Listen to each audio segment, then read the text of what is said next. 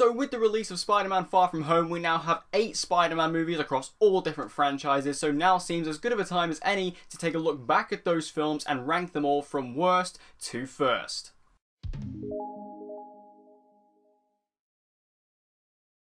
The Spider-Man franchise across, whether you're talking about the Sonyverse or the Marvel Cinematic Universe or the Webberverse, they are so varied in quality. They're a bit like the X-Men movies in my opinion, the Spider-Man films, in regards to you can have some really great ones, some truly fantastic ones, but also some truly bad ones as well. So this is going to be quite the interesting ranking. Make sure you leave your ranking of all 8 Spider-Man movies in the comment section down below. Also, this won't be including Venom. I just don't really count Venom, even though technically you could argue it's a Spider-Man movie-ish. It has nothing to do with Spider-Man, and the Venom in that movie has no connection to Spider-Man whatsoever, so I'm not including Venom in this ranking, but with all that out of the way and all with that cleared up, let's jump into the ranking. Coming in at number 8, we have The Amazing Spider-Man II. Now, The Amazing Spider-Man II is not particularly amazing. It's a really weak Spider-Man film that is completely overstuffed and is the textbook definition of a studio trying to force a franchise. With the preceding success of the MCU at this point, this movie released in 2014, which came alongside the MCU films Captain America the Winter Soldier and also Guardians of the Galaxy. The MCU was truly beginning to expand at this point and was truly becoming the success story that we know it as today. So Sony, with their recently rebooted Spider-Man franchise, were looking to create a similar cinematic universe within the Spider-Man realm. With that, we had The Amazing Spider-Man 2 not only being a sequel to The Amazing Spider-Man, but also setting up things to come in The Amazing Spider-Man 3, which of course never happened, and also the Sinister Six movie, which also never happened. This movie was so focused on setting up all these future projects that it failed to focus on the important things, which was making a good movie first. The Amazing Spider-Man 2 comes across as extremely overcluttered. It comes across as extremely full, and it seems like it's going to burst at the seams at any minute. And like I say, this is the textbook definition of when a studio wants to launch a cinematic universe without focusing on building the foundations first. And it's a real shame because I think The Amazing Spider-Man showed real potential as a film, and I was really excited to see what they were going to do with a sequel, but this film truly proved that, you know, if they would have actually focused on making a good movie with a good story, we could have ended up with maybe a really interesting and different Spider-Man trilogy, but because Sony tried to run before they could walk, they completely tripped over their laces. Coming in at number 7, we have SpiderMan III. Now, I feel like these 2 Spider-Man movies are basically going to be at the bottom of everyone's list. It just depends on which rank you put them. For me, SpiderMan III, I don't think SpiderMan III is a terrible movie. I think it's okay. There are definitely some incredibly weak aspects to it, especially I felt like the way they represented Venom in this movie was really poorly handled. I actually fairly like Topher Grace as Eddie Brock, but I feel like the way they represented Venom, especially the way they took him down, it felt like a bit of a really forced way to put Venom into this movie. Of course, we know Sam Raimi, the director of this film, didn't want to put Venom in the movie, but Sony forced him to put Venom in the movie, and that's why he never returned to do the, you know, the inevitable Spider-Man 4. And I feel like, you know, them forcing Venom into this movie was so obvious because the story was supposed to be about Sandman and his personal connection to Peter being the guy who killed Uncle Ben. So I feel like taking that storyline and shoving it aside right at the end of the movie just to chuck Venom in, it was a real big mistake for this film. Also, this film makes some really interesting choices with Peter as a character. They turn him into a bit of an emo, and of course we all know what happens in the inevitable dancing sequence, which granted is very amusing and is kind of Hollywood gold at this point. At the time, and even looking back on it now, it's just an absolutely horrific scene that did not need to be in the movie. And again, the characterization with Peter Parker in this film was really strange and really obscure, and I don't understand why they went in that direction when the first 2 movies had no precedent for this. So Spider-Man 3 overall is a bit of a messy film, and again does suffer from studio interference, very similarly to The Amazing Spider-Man 2. Coming in at number 6, we have the original Spider-Man film. Now, Spider-Man was an incredibly influential film. There is no way around it. This film was a huge success and really showed to audiences that superhero movies could be something to be taken seriously. It was this movie and also the 2000 X-Men movie that really proven why superhero movies could be taken seriously, and this really led to the superhero revolution that we've seen over the last, you know, decade or so. And with that, Spider-Man was an incredibly revolutionary film. We really got to see this element of fun, an element of adventure with this superhero film, particularly with the action. We have never seen action like this before when this movie came out in 2002. The web slinging, the action, the way Spider-Man was swinging around the screen. We had never seen anything quite like that on film before. So to take that and really bring it to the forefront with Spider-Man, again, was incredibly revolutionary. Also introducing Tobey Maguire as Peter Parker, who has become the Peter Parker that so many people grew up with. Not me personally, but obviously a lot of people really did grow up with this guy as Peter Parker and is very, very fond in a lot of people's memories. Also, this has a really great Spider-Man suit. I have to say, I love the Raimi suit. I think it's a really great costume for Spider-Man. Also, we got a really good villain in Green Goblin, played by Willem Dafoe, who was excellent in this movie. Brilliant bit of casting. And also we got the introduction of classic characters like MJ and Harry Osborn all in this movie to create what is really quintessentially a fantastic Spider-Man film. If you are looking for the ideal Spider-Man movie, you can't really go wrong with Sam Raimi's Spider-Man. Coming in at number 5, and I know this is controversial, but it's SpiderMan II. This purely comes down to the fact that I don't quite have the nostalgia for the Sam Raimi Spider-Man trilogy as a lot of people do. I didn't really grow up with these movies. They were kind of slightly before my time, even though I kind of was born just before the movies begun. Obviously, I wasn't really watching movies for the first couple of years of my life. So, you know, they kind of were slightly before my time. And for me, Spider-Man 2 is an amazing movie. Don't get me wrong. I love Spider-Man 2. It is fantastic. The real evolution of Peter Parker as a character. We really got to see his struggle between his personal life and his life as a superhero. We also got an incredible villain with Alfred Molina as Dr. Octopus, who was great and still one of the greatest Spider-Man villains we have seen on film to this day. And I feel like the way that this film is able to really complement the first movie, this is a true sequel that really steps up its game.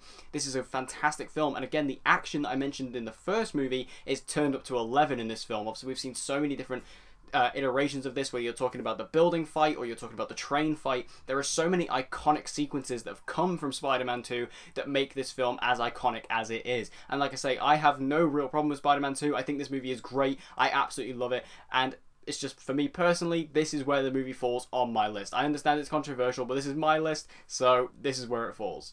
Coming in at number 4, we have The Amazing Spider-Man. Now, The Amazing Spider-Man was an interesting case for me, because even as a kid when I watched this movie, I remember walking out of it going, I'm not sure how I felt about that. And I feel like The Amazing Spider-Man is a movie that has really grown on me as the years have gone on. I actually really like the movie taking a very different direction with Peter Parker's heritage. Obviously, the usual suspect has just been, oh, Peter Parker's parents, you know, they were gone, and now he was living with his aunt and uncle, and it was never really delved much deeper than that. But what I liked about The Amazing Spider-Man was it created this idea and element of mystery behind Peter's parents that the movie definitely wanted to explore and go down. And again, it seemed like we were going to get more of that in the sequel, but of course we never did. But I feel like this movie really exploring that particular idea made this film feel fresh and feel different from the original Raimi trilogy. And like I say, this movie also went in a bit of a darker direction. You could tell that this film was clearly inspired by the Dark Knight trilogy from Christopher Nolan, and it really took that darker route into its core. And I think that that darker element, although I don't think it particularly fit for the character of Spider-Man, I did appreciate the studio trying to go in a different direction. I always appreciate that with a studio, especially doing a reboot, if they try and do something a bit different, and I appreciated that with The Amazing Spider-Man. I do feel like this film does have a slight tonal issue, given the fact that this film is supposed to be this dark take on Spider-Man, but then we have the villain of the Lizard, who's just this big CGI monster turning the citizens of New York into lizard people. I didn't really like all that, and I think the Lizard overall was a character who was pretty underserved. We could have had a really interesting conflict between, you know, the fact that Dr. Kirk Connors is a good guy, but the Lizard is not, and how do we take out the Lizard but not take out Kirk Connors? We could have had a really interesting conflict there, but the movie doesn't quite explore that. But like I say, I still enjoy this movie. This movie has really grown on me as the years have gone on, and it does make me a little bit sad that not only will we never see Andrew Garfield as Spider-Man ever again, which I personally loved. I loved his portrayal of Peter Parker, but also the sequel was just a real letdown, and we were never going to get this complete trilogy of Mark Webb Spider-Man films. In at number 3, we have the most recent Spider-Man Far From Home. Now, Spider-Man Far From Home was awesome. I loved this movie. Obviously, you can check out my review. I uploaded it last night. It's a really awesome movie that I personally had a great time with. I felt like it was a great addition to the MCU. It was a great follow-up to Avengers Endgame, and also served as a perfect sequel to my favourite MCU film, SpiderMan Homecoming.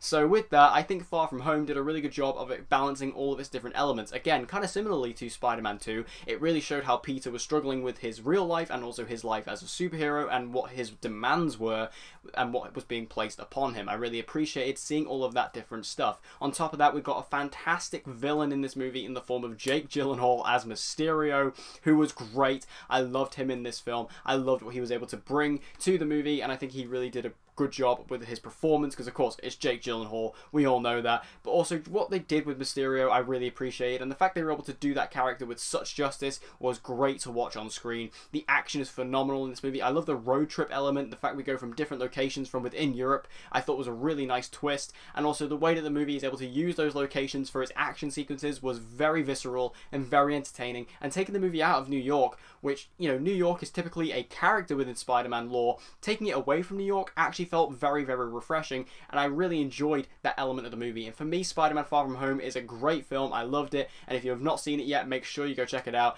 before you get some of the movie spoiled for you, because yeah, it's going to be happening. But I feel like that this movie does a really good job of balancing all the different elements from a Spider-Man movie, and for me, I had a great time with it, and this is where it falls for me. And the runner-up for me is Spider-Man Into the Spiderverse. Now, Spider-Verse was a excellent film. Purely from an animation standpoint, the animation in this movie was unlike anything we have seen before. Kind of like how Spider-Man was a movie that we had never seen before. Spider-Man Into the Spider-Verse really took an animation direction that we had never seen before. The animation style and the animation drawing in this film is absolutely mesmerizing. It's one of those films that you can't take your eyes off. It's a beautiful looking film, and not beautiful looking in a conventional sense that you would typically get in a movie like, say, by Pixar, but the animation style is so comic book derivative that you are really able to get sucked into the world and really buy into this comic book world because of the animation style alone. On top of that, the voice cast is incredible in this movie, led by Shameik Moore as Miles Morales, or Haley Steinfeld as Gwen Stacy, also Nicolas Cage as Noir Spider-Man, and also Jake Johnson, who is an actor who I'm pretty hit or miss with. I think honestly delivers his best role as Peter B. Parker in this film. I think Spider-Man Into the Spider-Verse was a very experimentative film. It was a very risky film, but it paid off big time. This movie got great critical responses, even going to the Oscars and winning Best Animated Feature at the Oscars, and also this film led to quite a fair amount of money being made, so much so that we are getting a sequel, and I feel like that this film, taking all the elements of the Spider-Verse, bringing that to general audiences, was definitely a tricky task, but they handled it so well, and handled it with so much passion, that you were really able to tell that this film was reaching to a lot of different people, and when you look at the reactions online, you can see it definitely did that. And for me, Spider-Man Into the Spider-Verse is such a different Spider-Man movie, but that's why it felt so good and so refreshing, especially at the time when we get so many different superhero movies these days. This felt like a real separation from the crowd, and that's why it falls as my runner-up. For me though, my number one is Spider-Man Homecoming. This was the perfect Spider-Man film for me. This got a really good look at Tom Holland as Spider-Man. Of course, he was introduced in Captain America Civil War, but in a very small supporting role. In this movie, we got to see him fully on display, and this is why, for me, Tom Holland is the best Spider-Man. He is the perfect combination of Peter Parker and Spider-Man. He is great at both roles. He really has a sense of pureness and innocence to him, which is what you really want for a character like Spider-Man, especially in the age that he is in the MCU. This is the youngest that we've really seen Spider-Man in the world of Spider-Man movies, and in this you could definitely feel his youth, and I think that is incredibly important. Also, connecting him into the MCU, giving him a mentorship with the form of Tony Stark, again adds a very interesting father-son kind of element, which is missing in these kind of versions of Spider-Man in the MCU, because we don't really have Uncle Ben. But with that, I really appreciate that this movie doesn't have Uncle Ben, and we don't ever really get the origin story of Spider-Man, because, you know, sometimes with the Raimi movies, and also then again with the Webb movies, they feel a bit bogged down sometimes because we have to go through the origin story again. But what I really love about Homecoming is that we didn't go through that origin story. It accepts that the audience already knows this stuff, and we don't need to go through it again. We don't need to see Uncle Ben get shot again. And I really like the fact that the movie respects the audience, is intelligent enough to just carry on with Spider-Man as we know him. On top of that, we got an incredible villain in the form of the Vulture, played by Michael Keaton, who is maybe my favourite villain in the MCU. I loved him. I thought he was incredible in this film, and I think that his performance and also the way they wrote his character was so different to so many other villains, and you actually felt sympathy towards this guy, which was really incredible, I felt. And I think that this film overall does a really good job of bringing in all these different Spider-Man elements. It felt so fresh, it felt so different, all the different typical Spider-Man elements were slightly tweaked to feel different. Flash Thompson was so different in this movie to what we had seen before. This movie doesn't have MJ typically. It doesn't have Gwen Stacy. It has a completely new love interest who we had never seen before, and again, that was refreshing. I really appreciate that this movie doesn't have Harry Osborn. Instead, we have Ned. All these different things kept this movie feeling different and feeling fresh to what we had seen before, and for me personally, that is why this is my favourite Spider-Man film. So there you have it, guys. There's my ranking. There's my list of every single Spider-Man movie. Make sure you let me know your thoughts in the comments down below. Do you disagree with my list? Do you agree with it? Of course you're going to disagree with it. All of our lists are going to be different. Make sure you share your list in the comments down below, and let's have a polite discussion about it in the comments. And also let me know your favourite Spider-Man film and why you love it in the comments down below. And I want to thank you guys for watching this video. I hope you enjoyed it. If you want to see more movie reviews and movie related videos from me, be sure to subscribe, and I hope to see you guys again next time.